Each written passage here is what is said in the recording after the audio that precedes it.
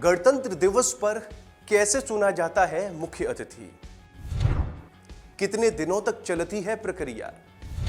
कौन और कब चुनता है मुख्य अतिथि? लगभग 2 साल बाद भारत ने इस बार गणतंत्र दिवस के लिए मुख्य अतिथि का चयन कर लिया है और इस बार जिस अतिथि को चुना है वो है मिस्र के राष्ट्रपति अब्देल फतेह अल सीसी। आपको बता दें कि सीसी पहले मिस्र के रक्षा मंत्री और सेना प्रमुख हुआ करते थे और अब वो वहां के राष्ट्रपति हैं। लेकिन इस बार के गणतंत्र दिवस में वो शिरकत करेंगे, ये पक्का हो गया है। लेकिन यहां सवाल खड़ा होता है कि भारत में गणतंत्र दिवस पर मुख्य अतिथि चुनने की प्रक्रिया क्या होती है और अतिथि को चुनने से पहले क्या क्या करना पड़ता है। भारत में गणतंत्र दिवस पर कौन होगा अतिथि के लिए प्रक्रिया करीब 6 महीने पहले से ही शुरू हो जाती है। किस किस को आमंत्रित करना है, उन्हें निमंत्रण भेजना, उनके उत्तर आने के बाद उनके आने पर उनके ठहरने और पूरी तरह से विशेष तरह मेहमान नवाजी देना, गणतंत्र दिवस पर उन्हें विशेष गार्ड ऑफ ऑनर देना, विशेष भोज जैसे कई कार्यक्रमों की तैयारी शामिल है। लेकिन मुख्य अतिथि के तौर पर किसे चुनना है, इस पर भी काफी सोच विचार किया जाता है। आमंत्रण भेजने से पहले कई पहलुओं पर विचार करना पड़ता है। इसमें सबसे प्रमुख भारत और उस देश के संबंधों का ध्यान दिया जाता है जिसका प्रतिनिधि बुलाया जा रहा है। इस आमंत्रण का एक अर्थ दोनों देशों के बीच दोस्ती को परिलक्षित करता है या फिर इसे एक तरह से दोस्ती का हाथ बढ़ाने के लिए अहम कदम की तरह भी देखा जा सकता है।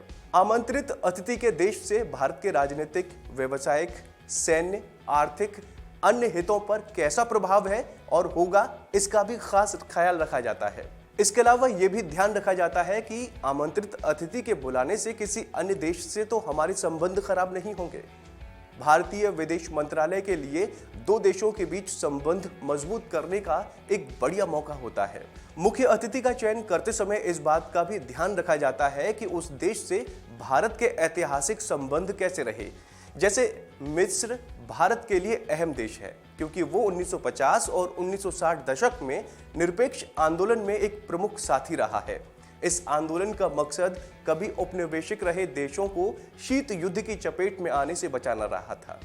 1950 इस आंदोलन के सदस्य देश इंडोनेशिया के राष्ट्रपति को आमंत्रित किया गया था। इसके बाद विदेश मंत्रालय प्रधानमंत्री और राष्ट्रपति से इस मामले में अनुमति लेता है और उनकी सलाह के बाद या अनुमति मिलने के बाद आगे की प्रक्रिया शुरू की जाती है।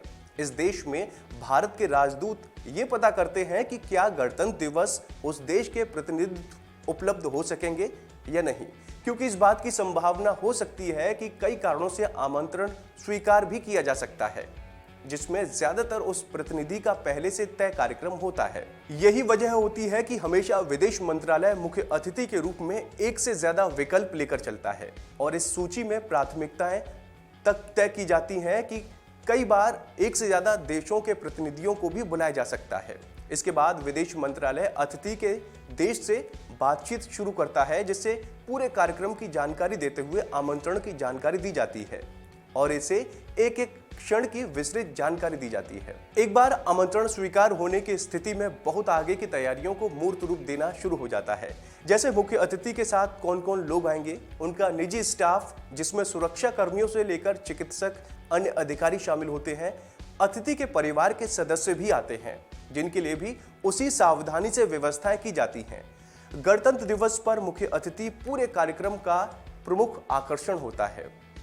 तो दोस्तों, उम्मीद है आपको हमारी ये जानकारी पसंद आई होगी।